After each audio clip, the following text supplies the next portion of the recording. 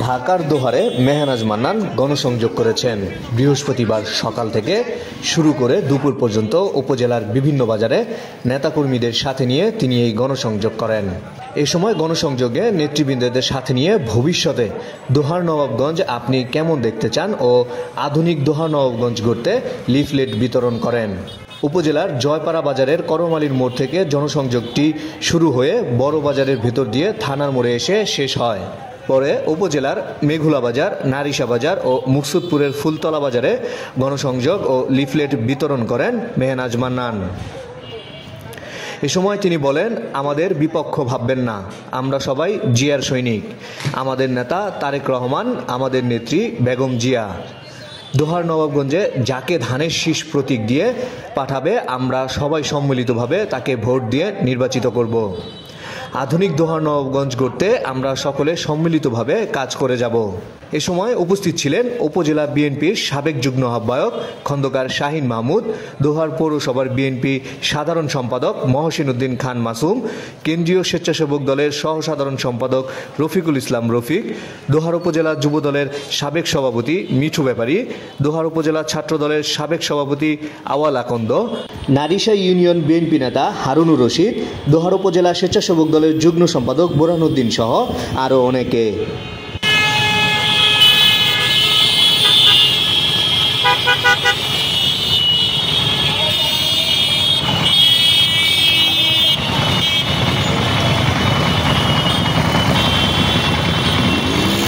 বাবা বাড়ি, সুতরাং আমি কিন্তু আপনাদের বোনের মেয়ে ভাগ্নি, আমি একটা আবদার নিয়ে আসছি।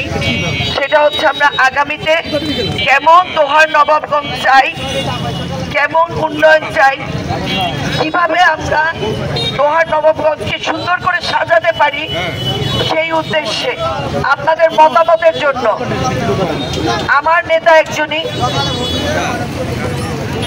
দেশনায়ক জনাব তারেক রহমান, আমার নেত্রী একজন বেগম খালেদা জিয়া, অনুপ্রাণিত আজকে এখানে যারা উপস্থিত আছেন আমরা সবাই, আমাদের একটাই উদ্দেশ্য, আগামীতে বিএনপি থেকে যেই দাঁড়াবেন দোহার নবাবগঞ্জকে আমরা সবাই মিলে তাকে সাপোর্ট করব।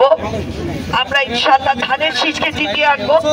যেই আসুক, আপনি হতে পারেন, উনি হতে পারেন, ওনারা কেউ হতে পারেন, আমি হতে পারি, বা অন্য যে কেউ হতে পারেন, যাকে দল মনে করবে নির্বাচিত করলে দলের জন্য ভালো, দেশের জন্য ভালো, আমাদের সবার জন্য ভালো, আমরা তাকেই সাপোর্ট করবো। আমরা কোনো পক্ষ বিপক্ষ এখানে আসিনি। এক শহীদ জিয়ার আদর্শের লোক আমরা, দেশনেত্রী বেগম খালেদা জিয়ার লোক আমরা, দেশনায়ক জনাব তারেক রহমানের লোক আমরা। আমরা তাদের আদর্শে ইনশাআল্লাহ আগামী দোহার নবাবগঞ্জকে কিভাবে চালাবো, কিভাবে করবো, একটা ডিসপ্লে বিলি করছি। দুটা নাম্বার আছে, আপনাদের মতামতের অপেক্ষায় থাকলাম। মাস আমাদের জন্য একটি অত্যন্ত গুরুত্বপূর্ণ মাস, জুলাই অগাস্ট। কাদের জন্য? শহীদদের জন্য, যাদের জন্য আজকে আমরা শাপলা চত্বরে দোহারে দাঁড়িয়ে স্বাধীনভাবে কথা বলতে পারছি। আমি সকল শহীদের প্রতি শ্রদ্ধা জানাই। আমরা এখানে যারা আছি তাদের অবদান, সেই সাথে 16 বছর বিএনপির বহু নেতা কর্মী প্রাণ হারিয়েছেন, গুম হয়েছেন, জেল কেটেছেন, অত্যাচার সহ্য করেছেন, তাদের সবার প্রতি শ্রদ্ধা সম্মান জানিয়ে আমি শেষ করছি।